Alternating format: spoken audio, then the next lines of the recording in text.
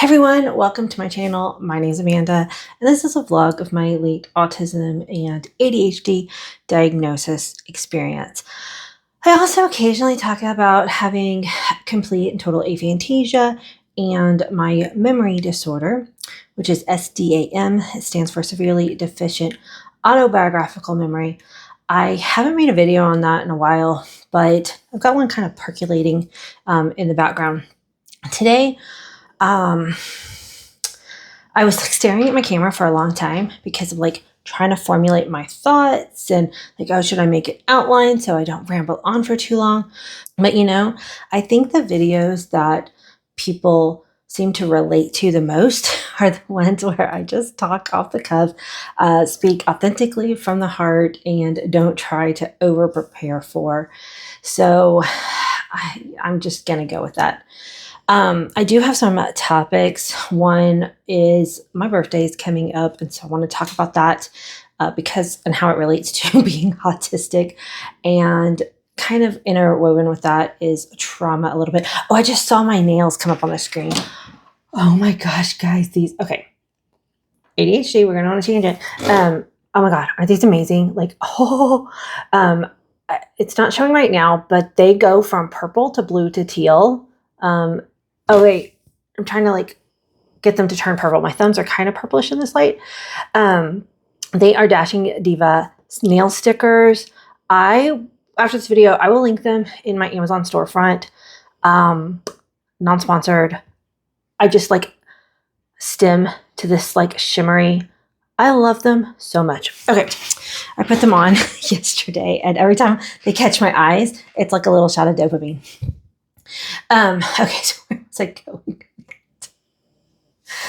Oh my gosh. Okay, so I have a video on my channel last year, probably around this time, also talking about my birthday. It has been an ongoing thing that I have struggled with in therapy. And before my diagnosis, ever since late teens and adulthood, I have struggled with my birthday. And every year it's I chip away at why. For some people, they don't like to celebrate birthdays and they're fine with that. Some people love oh, this is my birthday month, and they own it, and they everybody celebrate me. And I think I would probably fall into that camp naturally if I was, if I'd been diagnosed early and never had to mask and make myself small and put myself into a box. But for a lot of reasons, society tends to frown upon those types of women and girls because, like I said in my last video where I was wearing the shirt that says, "I'm not aspiring to be humble," society wants girls and women to be polite and quiet and demure, and that's just not who I've been on the inside, but my autistic mask always made me that way. And so as I'm unmasking, it's really hard to tap in and let that side of myself come out. And so I have a lot of trauma around birthdays for many reasons. And before I was diagnosed, I would get, and even after, but before I get diagnosed, I get depressed leading up to my birthday. And before I was diagnosed, I would look at it and try to figure out where this depression was coming from. And society tells you, again, women shouldn't like to get older. Oh, it's a terrible thing to get older. And so I'm well, maybe I'm getting depressed because I'm getting older, but that never felt right. That didn't land. That didn't resonate with me. I didn't have a problem with getting older, but something was making me depressed every year as my birthday got closer and closer. And after getting my diagnosis and starting to understand friendship dynamics and how I've always struggled with friends, pieces have slowly been coming together. And I've only, October was my 2-year diagnosis. So I've had 2 birthdays because, I got diagnosed in October. So I had a birthday, shortly after not much time to process there. And then one last year. And so my third birthday. And I mark that because getting the autism and ADHD diagnosis allows you to access and understand where all this, upset and trauma and stuff came from.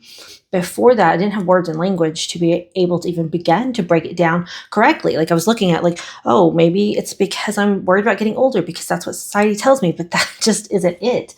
So first off, I want to pause and talk a little bit about trauma. So I pulled up a website, mind.org.uk, and I will link it, down in the description box. And, because I'm not an expert, I'm not, I don't claim to be a psychologist or therapist or anything like that.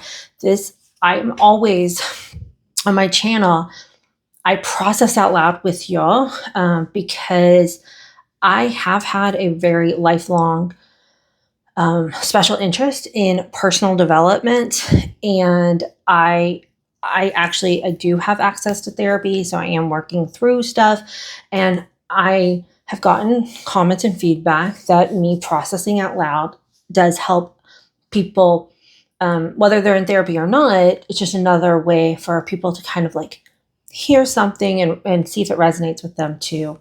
So I enjoy doing that.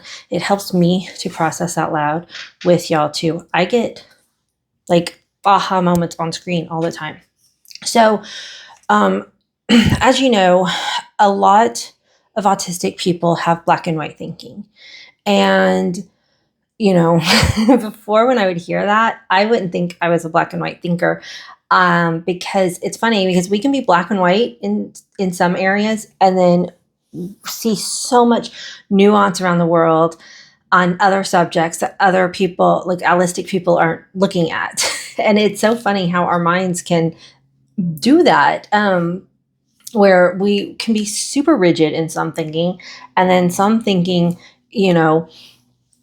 just explore the depths, So growing up, I always thought that trauma, sorry,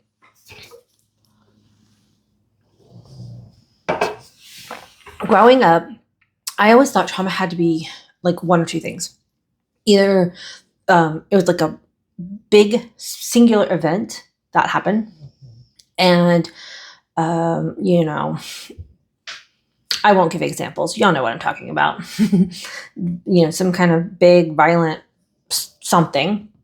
Or I thought that trauma could be something that was long lasting, in a childhood, abusive parents, or, a domestic violence situation or something like that. But it was still kind of you could pinpoint the trauma, to a specific person or to a specific thing that happened, But I did not realize that trauma is so much more nuanced than that. It is not black and white. And also, if two people go through the exact same experience, one person can come out of that experience with trauma and the other person without trauma, because it all depends on how that person's brain registers the event. The same event may be more traumatic for some person than another, and there are reasons why. And some of it is if you're a child and how your caregiver helped you work through something could make that event cement in your brain as traumatic, if you didn't get any support after it, or if the parent helped you work through it right then in that moment, it could be healed like that and not live in your nervous system as trauma. So on mind.org.uk, it says trauma can include events where you feel frightened, under threat, humiliated, rejected, abandoned, invalidated. For example, your feelings or views are dismissed or denied. It can be when you just feel unsafe, unsupported, trapped, ashamed, and powerless. And there's probably more to that list too. But It also, breaks down my black and white thinking around trauma and validates that it can be a one-off or it can be ongoing events. You can be directly harmed, but neglect can also be trauma. You can be traumatized by watching somebody else's harm, living in a, again, neglectful, traumatic atmosphere. And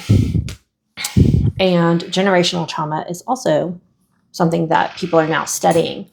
So for me, like, it always sounded, it's like, again, internalized ableism. I don't think I have as much internalized ableism as a lot of people because I've worked through so much of it, but oh boy, it does show up. And don't attach morality to internalized ableism. If you see it and don't acknowledge it, then that's something. But if you're like, oh, that's internalized ableism, I need to kind of like think on that, then it's not bad or good. It's just something that you're working on to keep deconstructing, right? So when I feel like, the way my friends treated me, the people who I considered friends treated me growing up, would abandon, what was these words again? Reject, humiliate, these kinds of things listed as trauma that happened to me. I would tell myself as an adult, like, oh my God, that's silly. I should get over it. But it's not. It lingered in my life. And part of that is due to part of that is due to generation. And part of that is due to generation. Can't talk. And part of that is due to generation. Oh my gosh, I cannot say that word. Generation. Okay, we're going to go on another little tangent here. This is due to my aphantasia. I can see a word, but I can't practice it in my head. And I know how to say this word, but for some reason it's tripping me up right now. And I can't practice it in my head. I have to hear it out loud. And so generational. Okay. Whew. It's like, I know that word, but for some reason my brain couldn't remember it. And I can't, like I said, I don't hear sounds in my head either because of aphantasia. So I can't just practice it in my head. I have to say it out loud. So that's also due to generational. I don't know. It's just not sounding right to me. Anyway, maybe I've said it too many times. Trauma. And my mom was also not diagnosed autistic. And she did not realize she was autistic until I got my autistic diagnosis. And so when I was having issues with my friends, she couldn't see it because of her own trauma that she hadn't been able to work through because she didn't have a diagnosis. So what she really struggled with friendships growing up. She had way less friends than me. I was lucky because she is an autistic, again, undiagnosed autistic person who's more introverted, which I sometimes feel like, those types of autistic people have like struggled to make friends even more than the extroverted ones. Cause like I'm always putting myself in situations and trying to make friends. And I joined a Girl Scout troop. And so I had like a bunch of people around me. And so my mom thought that meant that equaled friends. Like to her, she was like, why are you complaining? You have people in your life. But I was never the first choice. I was always, like I was only included in things if like the whole group was getting together, then, oh yeah, Amanda can come too. Like nobody asked me to go to the movies unless it was like a whole big friend group. I was never anyone's first choice to do things. I never had a friend in that way. And so when it would come around to my birthdays and I wanted to celebrate, I wasn't, again, I was never anybody's first choice. And my birthday was December 4th and, or was, is, and in high school, you know, kids were studying for finals, or also there is the very real thing that would happen is people would get sick, you know, because the time of year it was, and nobody can help that.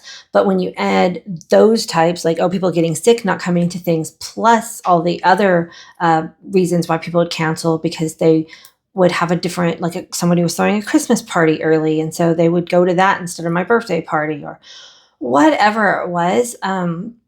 I would try to throw birthday parties and I would have extremely low attendance where it didn't feel like a party. It just felt like a couple friends at my house and felt really lame. Now, when I was young, that's different because my mom had those like where you invite the entire class, you know, the elementary school class. And so there was a lot of people. But I'm talking about as I got older. And like my 16th birthday party, I planned a big, huge birthday party and nobody came. And the trauma lives in my body because even though, like I mentioned at the beginning of this video, I have severely deficient autobiographical memory, I don't remember my 16th birthday. I don't have autobiographical memories of my birthday. I have semantic knowledge. I know that I invited a lot of people and nobody came. And I have total aphantasia. I can't visualize in my brain. But so when I say I have an image in my head, it's not an actual literal image. It's just like a description of words that would form a picture for somebody if they could visualize, I guess. Where at some point in the night when I realized nobody was showing up, I laid down on the floor of like the living room, I guess, and was just crying. Like, and so again, I don't remember it, but like as an experience, like I can't like put myself back into that experience and like relive it because of SDAM, but semantically, I know it happened. And I want to say the same thing happened on my 18th birthday. I don't know what happened with my 17th. Like maybe I didn't celebrate. And then for 18, I decided I was going to try to celebrate again. And again, nobody showed up. So I had 2 years where I like tried, you know, as a teenager, tried to have a birthday party that no one showed up. And I've talked about this so many times. Like if you go back to my old video, I, you know, talk about the same thing. But it's because like I have not been able to do the work to get over it, even though I've talked about it in therapy so much. And at some point, I just got to let it go. Just got to let it go. It happened, right? And it's the thing where I was talking about the internalized ableism. I'm like, oh my God, in the grand scheme of things, nobody came to my birthday. Get over it. But it affected me so much and it lives in the present and I gotta get it out. Because now when I try to plan a birthday party, the fear that no one's going to show up makes me anxious and sick to my stomach in a way that I don't even want to plan birthday parties because it's not worth the like literal sickness that I feel, even though those people from when I was a teen are no longer in my life. Like I'm putting the current people in my life in that same, and that's where it's trauma, CPTSD, complex traumatic stress disorder. And so I made a quick little video on Reels about this, and somebody left a comment saying, as you're unmasking, plan the birthday party you want. And that's the thing I am struggling with. I don't even know what I want. I haven't been able to peel back enough layers to get to how do I want to be celebrated? And a lot of that has to do, again, with trauma.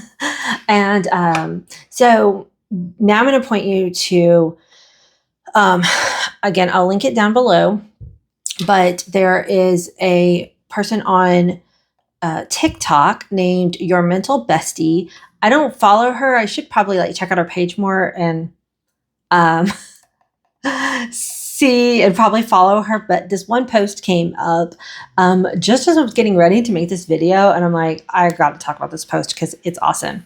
So again, it's Your Mental Bestie on TikTok, and she did a slideshow where she's talking about 13 from a trauma therapist. Here are 13 things that you do that screams childhood trauma. Over apologizing. I'm not the worst at it, but I definitely over apologize. And I've done it in my videos, like, oh my gosh, I'm talking too long. I'm sorry, this video is so long. Like, you're either going to watch it or you're not. Like, why am I apologizing that? Trauma. It comes from growing up in environments where you had to tiptoe around people's emotions. As a undiagnosed autistic person, that's going to happen. Like, you are always making sure that other people, or at least that was my mask, and a lot of other people mask. I don't speak for all autistic people, right? Number 2, not accepting compliments. I don't like compliments. I don't know.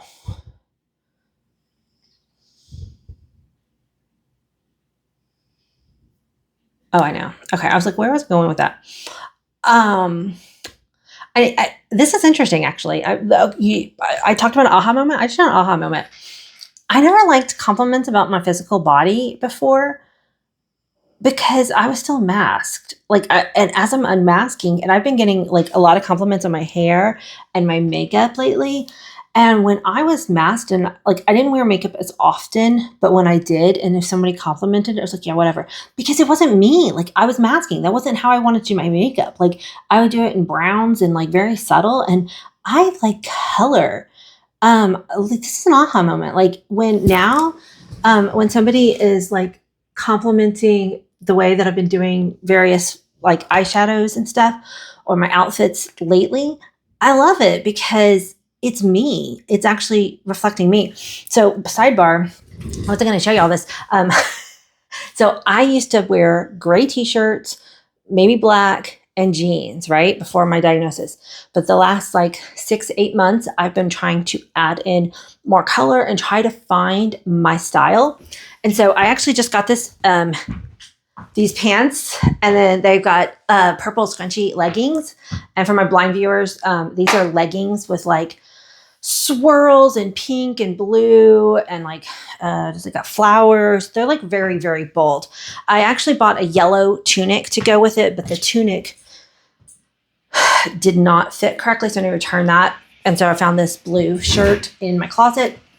But now, like, if I get a compliment, it's like my outside is reflecting who I feel like on the inside. So I don't mind the compliments as much. So that's interesting. So I've done a little bit of healing there, but I've always liked compliments on my mind. Like, those have never bothered me. Like, when somebody compliments me on something that I've said or an action I've done, that's never bothered me. But for some people it really does, because they've had traumas because they grew up not feeling seen or validated. It can be hard to believe the praise is genuine or that you even deserve it. So downplaying yourself becomes second nature, and that, like, it does resonate, but I have done a lot of healing with that. So that's cool. Avoiding asking for help. You'll carry 5 grocery bags in each hand and struggle all the way, then ask for help. Yeah, I really struggle with asking for help. Stems from feeling like a burden. My mom was undiagnosed autistic. She couldn't help it. Like, she was also a single mom, and she did so much for us. So I did not want to add any burden to her. Like, she wasn't doing it on purpose. Like, she was a great parent. But because as a child, you could just sense her struggle, I didn't want to add any more burdens to her. Over explaining. Hell yeah. This is common for a lot of autistic people, again, because we are so misunderstood so often that we tend to just revert to over-explaining. Sending a text explaining every reason why you can't make it to something, finding yourself giving 5 back-to-back justifications for something very small. It's as if you're trying to prove that your reasons are valid enough, which can come from feeling like your needs weren't enough on their own. And this is so true. And again, like talking about my birthday party, it's like, is it valid to be like so upset about it? You know? Number 5, hyperindependence. This can look like never letting anyone get close or needing to do everything yourself when you've been let down or disappointed, especially at a young age. Independence becomes a shield. It's almost like thinking, if I can't rely on anyone, I'm not going to get hurt. And yesterday, I actually had a Friendsgiving with my book club. It was a really good event. I actually wanted to talk about that in a different video because I think it's really important. But I tried to put my trust in one of the other people. I was going to host. The plan was for me to host the space, and then one or two of the other people were going to actually like execute the plans and coordinate people and what they were going to bring for the potluck. And it took a lot for me to like give up that control. And one of the things is I needed somebody to bring a folding table and chairs. And if without those, the event was probably not going to go very well. And sure enough, giving up that control was so hard, but I knew I could not do it all. And like, if I wanted this thing to happen, then I needed to give up that control. And the table person didn't show up. So luckily I did have a really old, nasty camping table out in my garage, and I pulled it out and I put a tablecloth on it and we made it work. But it's hard when you still get like disappointed over and over and over. It's hard to give up that hyper independence. Like if I do everything in myself, it'll go fine. Number 6, overthinking every interaction. If you replay conversations in your head, analyzing every word, worrying if someone's mad at you, it can feel like you're trying to anticipate rejection or abandonment, which often links back to feeling insecure in early relationships. I do this, but not too much because of my memory disorder and aphantasia. So a lot of times it's actually hard for me to like overthink and replay a conversation because I can't remember it. But I kind of will still stress and like the vibe of the interaction. Number 7, people pleasing, going out of your way to make others happy. Even if it's inconvenient for you, can sometimes be a result of trying to keep the peace. It's like you're wired to think if everyone else is happy, you'll feel safe too. And I've talked about this on my channel so many times. One of the biggest aspects of my autistic mask is putting other people's comfort ahead of my own. Because if everybody else is safe and happy, then I will be too. Number 8, feeling guilty for relaxing. Like you've had to earn your downtime. So yes, yeah, I'm just thinking, I need to start talking out loud. My grandpa, like anytime he would try to like work on my car or something, I couldn't help him because I didn't know what he was doing, but I still had to stand out there and like keep him company because it was like, I couldn't just go relax because he was doing me a favor. He was doing something for me. So I had to find a way to give back. And so while he was working on it, I just sat out there and chat with him, which on one hand is really cool and nice. But on the other hand, I wasn't doing it necessarily because I wanted to be out there with my grandpa. I'd rather do other things with him. I was doing it because I felt guilty for relaxing while he was doing something nice for me.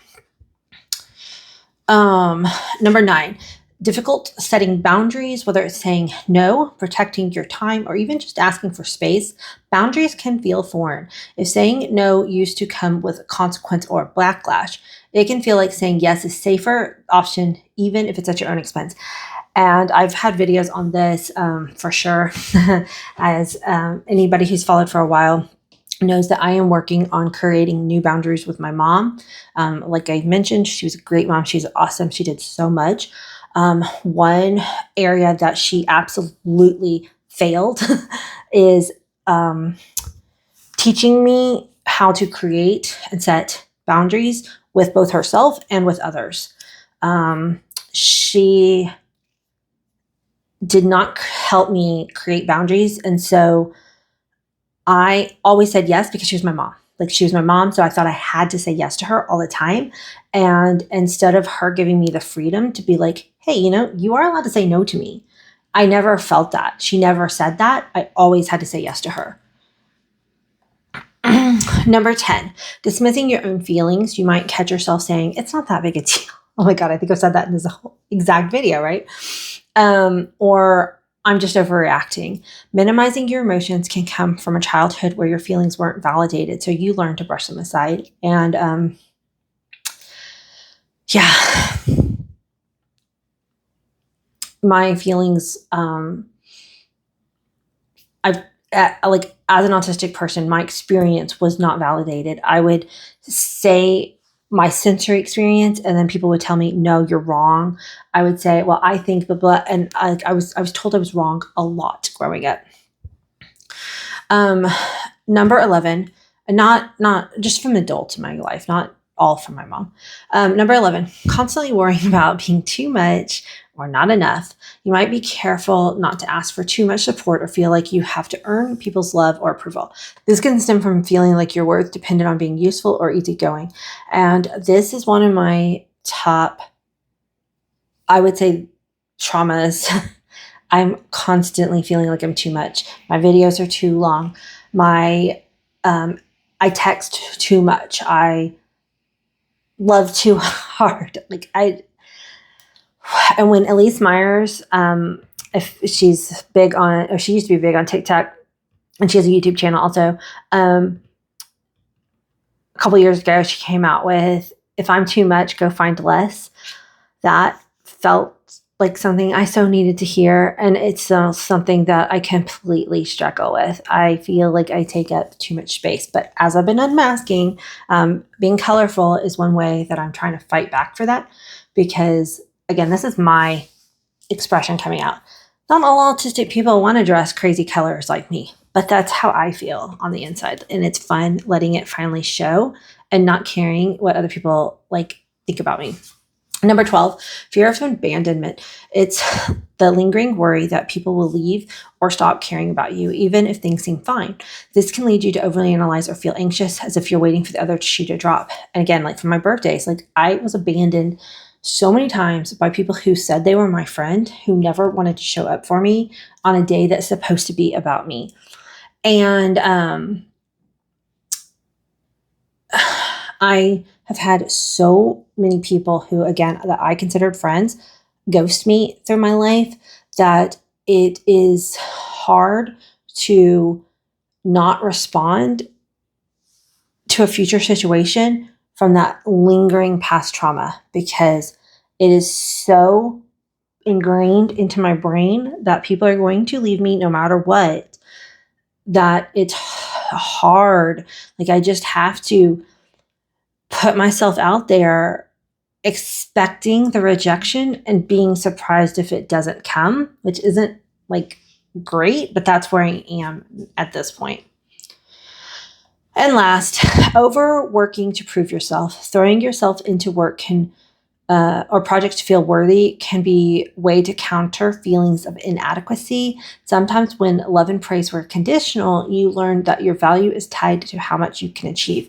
This one, I don't really feel so much at home, but in school, I would overwork and overachieve so that I could be teacher's pet, so that I would be able to get good grades, or if I didn't understand something, if they liked me, then they were nicer to me. So I would put in so much work into a project, and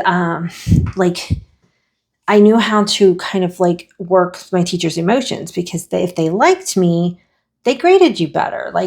That's just how people kind of work sometimes. So, anyway, so I'm going to link Your Mental Bestie down, because that's where I got the slideshow. And I just wanted to share and go through it with you, because it resonated in almost every single slide. I actually think that I'm going to pull up this slideshow and at my next therapy, and just kind of talk about it with my therapist. Like, that's way too much to go through a 1-hour therapy session. But it's like, hey, I found a blueprint for us to work through. Oh my gosh. Thank you guys so much for sticking through this longer video. I am trying not to let the length of my videos matter. I've been doing that from the beginning of my channel, and yet it still bothers me because, you hear the advice that people's attention spans aren't very long and that people only want to watch a 10, 15-minute video. And most of mine are usually between the 20 and 30 minutes, and this one's going longer than that. But it is what it is, and I enjoy talking to y'all. I like making long videos, so if people are here to watch them, then that's good too. And I want to say one more thing. I occasionally get comments where people are worried that they comment too much or that their comments might be too long. And I want to remind everybody that my comment section is a safe space for info dumping, for processing. Only share what you feel comfortable with sharing, and don't don't say anything on the internet that isn't going to be safe to be read by other people. But, y'all read each other's comments. So I know sometimes, so y'all are helping each other too. It's not all about me in the comment section. So when you share something, somebody else might watch my video and read your comment, and then that could help them too. So yes, comment as much as you want. And I'm not saying that for engagement.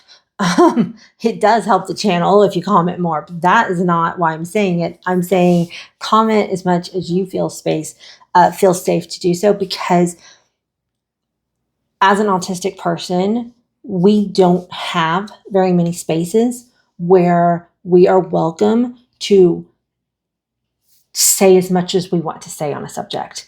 And I'm telling you that my comment section is a safe place to do that. You can write as much as you want. I cannot always answer everything. At the beginning of my channel, I used to answer all my comments. Now I do get too many. I read them all. I try to heart as many as I can. I try to respond to as many as I can. Sometimes I just don't have a response. Like, your comment is beautiful and wonderful and well-spoken, and I don't have anything to add, so I just don't. And then other times, sometimes I'll put a heart on those. And other times, I just don't have the time to reply to everybody. But I do read them all. I appreciate, and I don't worry about responding to all of them, because I do know that they're not all necessarily for me. Some of them are just for you to process, and some of them are for other people in the comment section. So it's not all about me. Until the next time, guys. Bye.